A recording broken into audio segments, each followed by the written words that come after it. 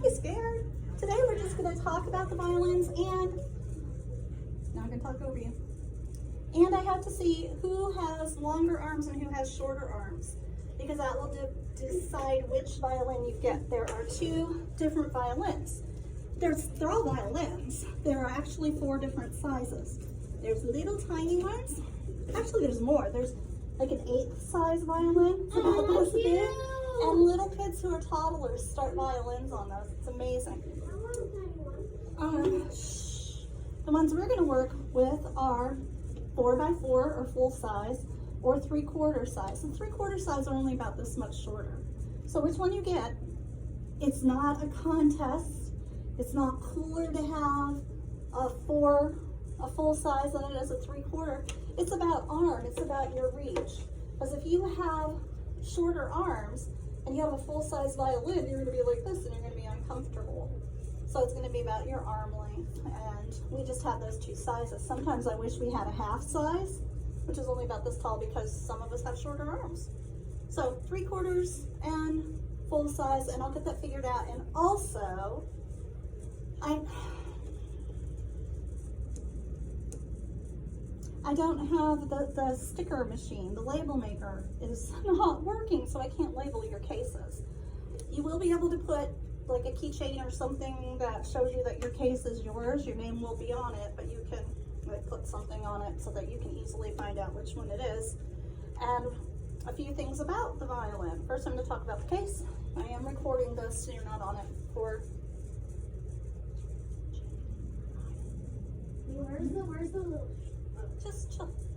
Who's our classmate? Jaden. Okay, so Jaden. Some of our cases aren't that great and don't have good zippers. Some of them you can zip using your fingernail. Some of them, I'm going to try not to give you the really bad cases, like this one does not zip at all. So you have to make sure that it's clasped and the Velcro's through. These violins are really expensive for school violins. Mr. Eckenrode is always really amazed with that. The violin itself, like 7 years ago, they each cost over $350. So you are responsible for your violin. That means you're responsible for making sure younger siblings are not messing with it. You are responsible. They are not allowed to play it. You are not to try to teach them to play it. They're not to touch it. And it's your responsibility. Or older siblings. Bella? What if they're trying to teach us how to play it? Well, they can. Yeah, I would go on you, because I think you are going to be very successful. Okay? So, not for little kids, not for dogs, not a chew toy. Please make sure you take very good care of your violin. You'll get them next week. So I want to talk about the parts of a violin a little bit. First, violins were made to look similar to something that you're very familiar with. Check out the shape and let your mind wander. What do you think it might be shaped like? What? Anybody have a guess? Phil? Well, like a ukulele, but what do you think they're shaped like? Use your imagination. A cello? Well, all the stringed instruments are kind of shaped like this. They're to resemble the... What now? I can't hear you. Well, the guitar is kind of shaped the same way too. But they're all made to kind of resemble the human body. This is like your head. This is like your neck, your shoulders, your waist, and your bum. So stringed instruments were made to resemble the human body. Some stringed instruments have super fancy, like they actually look like a person's head, like really expensive violins. This part up here is called the scroll. You know how a scroll is a rolled up paper, and like they would read an important list or something? So this is called the scroll, and you see how it's kind of wrapped around? That's the scroll. The next part down is this open part right here, and these things. There are 4 of these things, and they're called tuning pegs.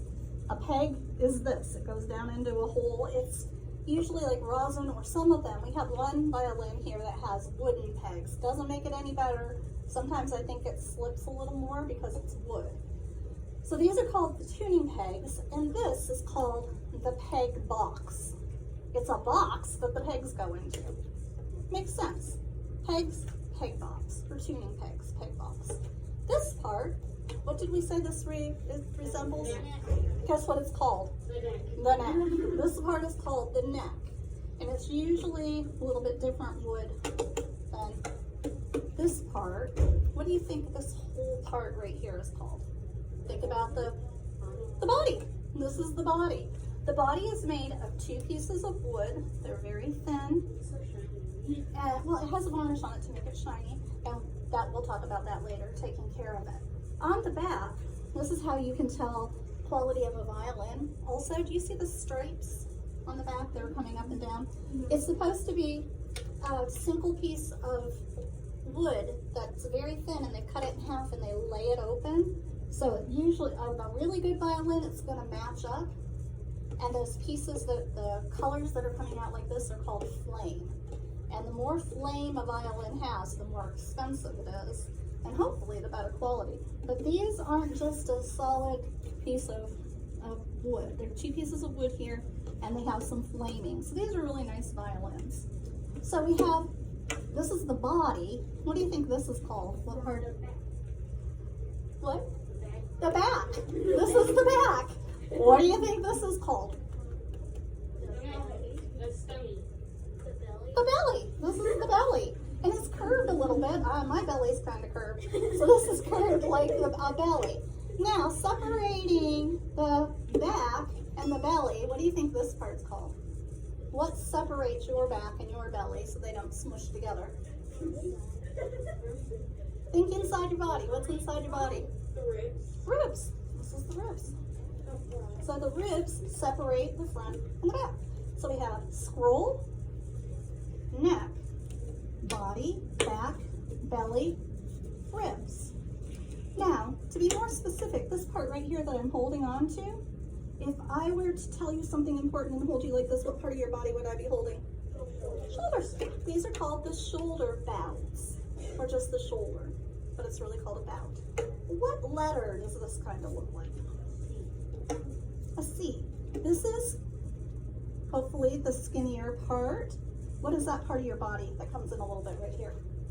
Under your shoulders. What is this called?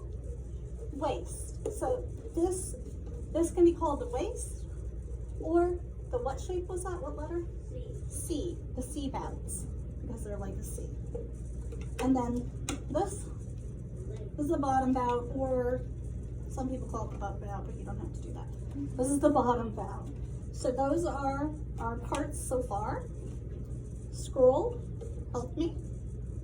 Neck, back, ribs, belly, shoulder bouts, the waist or C belts. Person, when we have a quiz, if you're not paying attention, you're not going to know, and there will be quizzes. And the bottom bouts, or the boot. Okay, so let's look at the front. Notice how the neck and this part that goes down here are different material. It's a different wood. This is it's a much more rare wood, and it's dark, and it's the same color as this, and usually the pegs, and it's called ebony. It's a wood from Africa, and please don't play with the books, guys. And it's a rare wood, and this is called, oh, I told you, oh, this is where we will be putting our fingers on this piece of wood. What do we call a piece of wood? What's another word for a piece of wood? I should put one, but not quite.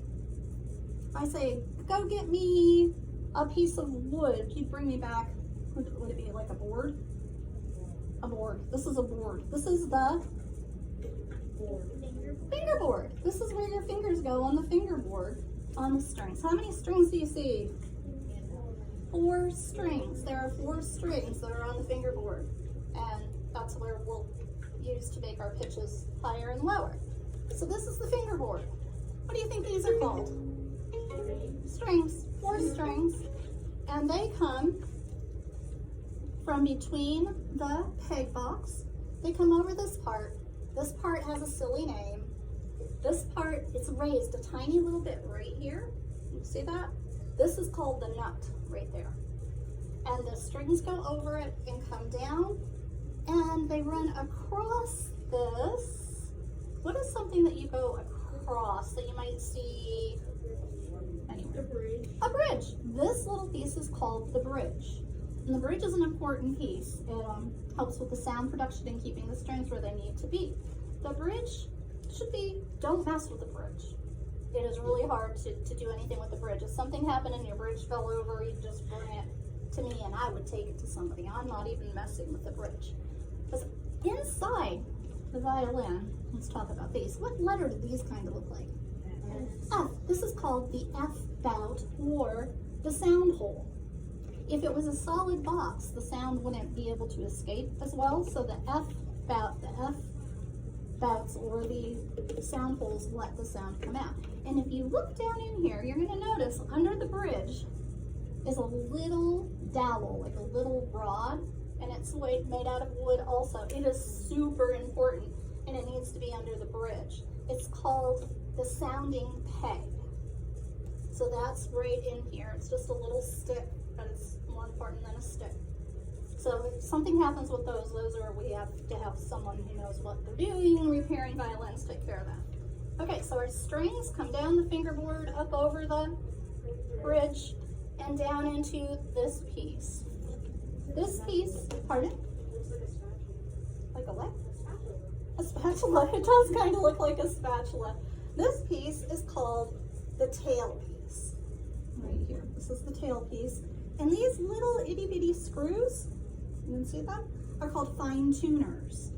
When you tune, I will do most of the tuning, but the fine tuners are the only ones you can touch. You can also tune with the pegs, but it's really tricky and it's hard. And when you're tuning with the pegs, there's the possibility that a string could snap and then you could get whacked in the face. I don't want anybody to get whacked in the face.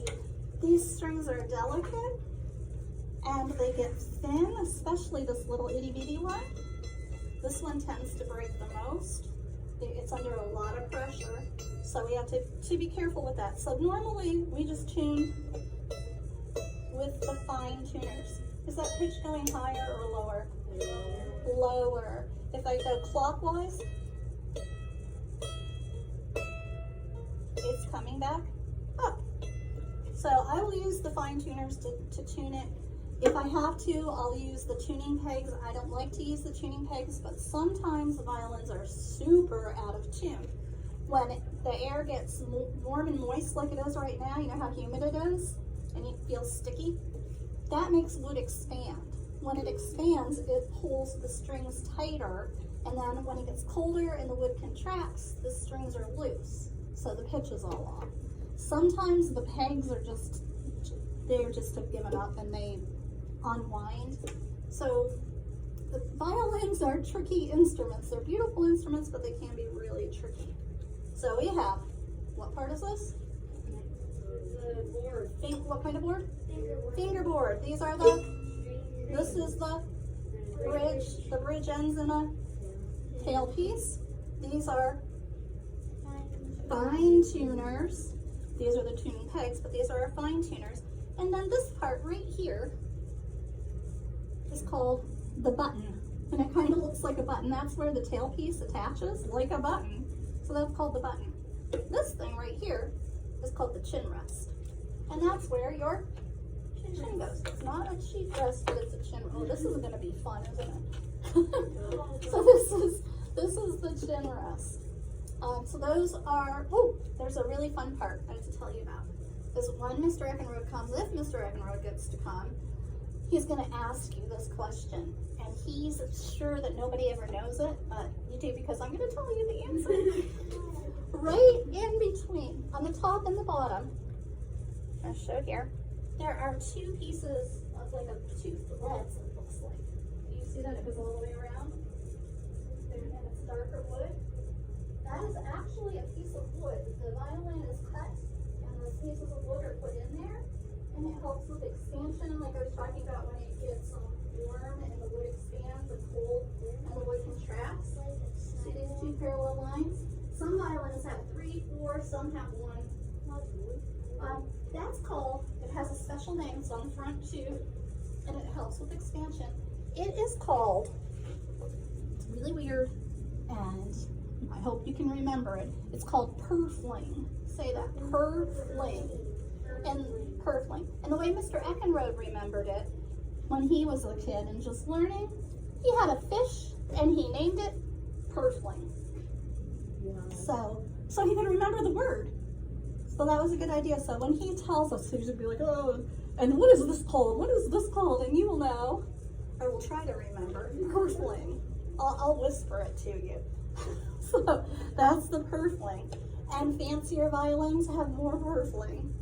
And just look very nice. Now, you might have noticed there's a weird sponge up here. Yep, do you see it? It's this little oval sponge.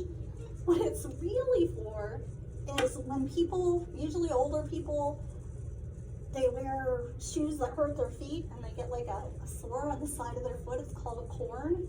And you put this thing, it's like a sticker, you put it on it and it has a cushion. It's called a corn pad. We put it on the violin to show us where to put our thumb. So that corn pad lets us remember where our thumb goes. If your thumb's down here, you're going to be in the wrong position. But if you have your thumb in the right position, it's up there. So all that is a corn pad. If yours falls off, only a part of it will, and you'll still be able to feel it. I think I just put new ones on last year. Then you'll notice there's some tape. Maybe sometime I can change it to blue tape. I think I have blue tape somewhere. I don't know, because it's all a mess down there. And this helps you guide where you put your fingers. If you don't put your fingers on the tape, you're going to have a nothing note. It's not going to be a real pitch, but we will worry about that later. So those are just guides for your fingers. So that is the violin. I'm going to show you some other parts. Today is kind of a lot of talking, I'm sorry, but it is. We have not one in here. I need to go through all these violins and get them ready for you guys. Okay, here we have one. In some of our cases are just falling apart. This is called the bow. I'm going to, when you get your bow, it should be loose. This is a little too loose, like about that. So it's nice and loose and it's not putting any tension. This is actually made out of wood. And it kind of looks like on a tree, like a little stick. That's what this part is called, the stick. A lot of it just makes sense. So this is the stick. And the stick has a curve to it. You see how it kind of curves down towards the floor? This is, guess what? Horsehair? It's horsehair, and we call it the string. It's actually made out of a horse's mane, so they're not hurt, or a tail. So they're not hurting the horse. It's like getting a haircut to get the horsehair for that. And there's a lot of little horsehairs in there. So we have to be careful that we don't pluck them out and pull them out. This bow's pretty good. So we have the horsehair and the stick. This part at the top, this tippy top part that's kind of a little bit pointed. Anybody have any idea what this tippy top might be called? This tippy top? What do you think, Bella? Almost. The tip? It's the tip. It's the tip, and it's like a point. But we don't poke people with it. These are expensive. To get new hairs on the bow, there's a lady in town. She's, I forgot the word, like a farrier, but that's not it. That's somebody who puts shoes on the horses. I'll have to think about it. It's gone. But she rehairs bows. $80 to have a bow rehaired. She gives us a break because we're a school, but that's a lot of money just for the hair on the bow. So For people that aren't in school. $80 for people who aren't to school, and then she gives us a little bit of a break. So we're about half price, like about $40 to get rehaired. But how much, do you guys have any idea how much budget we have for music at school? Zero. We don't have a budget for music. So we have to really take good care of what we have. So there's our bow hair and our stick. This part right here, it almost, when you look at it, you can see it's like a little thread, like it almost looks like fishing line, and it's wound up. So the metal is wound around and around, and it's going with an ing. What do you think this might be called? Wounding. What do you think it might be? When you wound something, you have. It's called the winding. So a lot of it just isn't gonna make sense. And this is part of the bow. This part down here is called the frog. I don't know why it's called the frog, but it's called the frog. And on the bottom of the frog is a little piece of shell, usually, and it's called mother of pearl. So it's kind of pretty. It's kind of has colors in it. So this is the frog and the mother of pearl, and this thing is called the furl. The furl. And this is where we tighten the bow to make it tighter, those hairs tighter. We turn it clockwise. Inside here is a screw that tightens up the two ends. So what do you think this thing is called? The screw. This is the screw. So to tighten the bow to play, we have to go clockwise. And we want to tighten it. We don't want to touch the hair too much, but we want to tighten it so that when we push down on the string, there's going to be a little bit of space, but it's not going to be on the bow like that. So we just want to do that. We can use a pencil and put it in there, and if it just holds the pencil, we're good. We want the stick to still have a bend in it. If you tighten it too much with the screw, the stick is straight. And if you tighten it too much, the stick will go out this way like a bow and arrow, and that's not good for it. So we have to bring it back a little bit. To loosen it, we go counterclockwise, so against the clock. So we have it about there. So this is the bow, and we'll talk about bow grip in a little bit. These horsehairs have to do something to make the sound. What makes sound? From science class, what makes sound? If I was in space, I wouldn't be able to make sound. Oh, yeah, we have to breathe to do it, but that was a good vibration. Vibration is what makes the sound. So if we had just the horsehair, we just had some hair, and we put it across the strings, it would kind of slide right over it, and it wouldn't catch it. We need the bow to catch the string and make it vibrate. And then the string vibrating is what's going to make the sound, and it goes inside the violin and it vibrates around, and it's like an amplifier, and comes out and you hear your sound. Then the strings, if we want a higher sound, we have to make a shorter string with our fingers. And if we want a lower sound, we take fingers off the string. So that's how the sound is produced. But we have to get some bite with our bow. And the way we do that is by using, I brought it up here somewhere. It's just a little tiny thing. What did I do with it? Maybe I have some in here. It has a secret pocket in the case. They do have a pocket in the case. Let's see if there's any in here. Nope. You're looking for elastic, am I right? You are right. That is what I'm looking for. And I brought it up from the music room and a little cloth. Maybe I left it in the computer lab. One sec. I tend to put things down. Here it is. Ta-da. Okay. This is called rosin. And it's sticky. So this is rosin. What do you think rosin might be made out of? This is totally bizarre. It's not made out of bean curds. What did you say? Beeswax? Not wax, that would be too soft. So it is kind of soft and it's brittle. And if you drop it on the floor, it's going to crack into 100 million pieces. My mom had to buy Wait, I want to touch it. I want to touch it. Wait, I want to touch it. I want to touch it. Sure. Is it Chalk. That's interesting. So not made out of chalk. Yes. Never mind. So look, a chunk has gotten broken out of this one.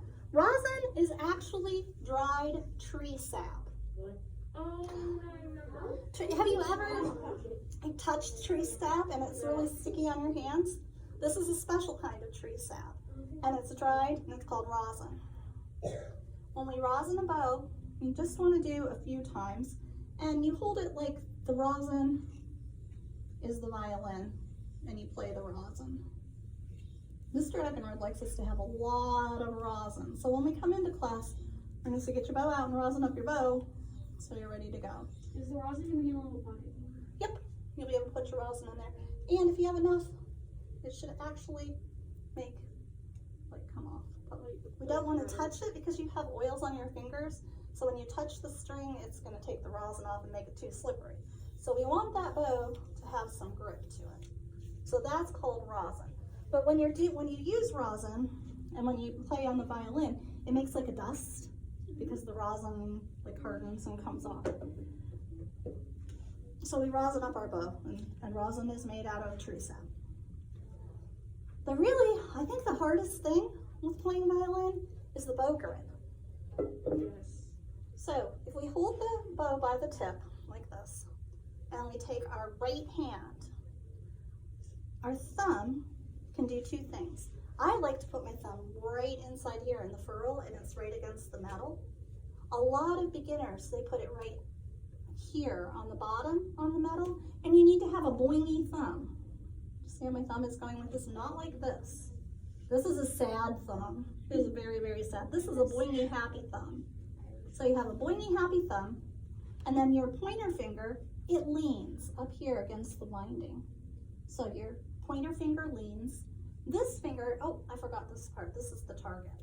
This finger comes down, and you're almost making like a bunny bite. So you have lean, target, and then this is the hardest part for me, is getting your pinky up on the tip of your pinky on the screw.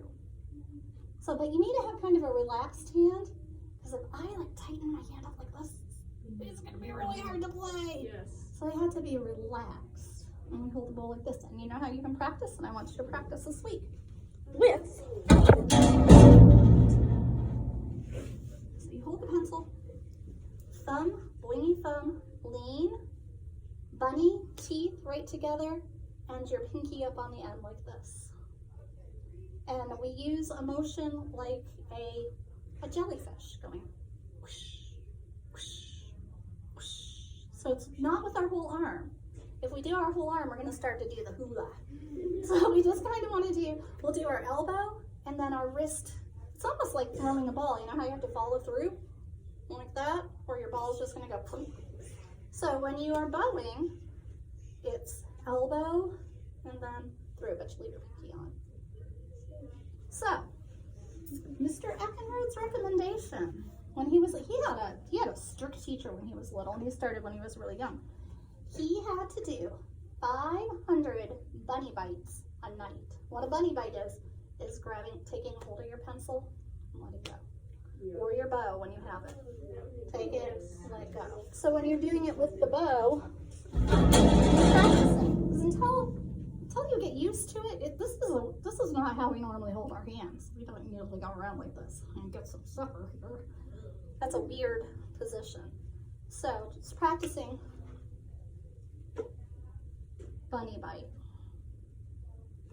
Bunny bite. Can you imagine 500 a night? Yeah. Bunny bite. That's a lot. Bunny bite. So it's just getting that relaxed grip on the bow. And then we will work on actually bowing. When you are done playing the violin, you loosen your bow. So I'm going to go counterclockwise to loosen it. And watch how the horsehairs are going to kind of separate a little bit. You can see there's a couple of them down there.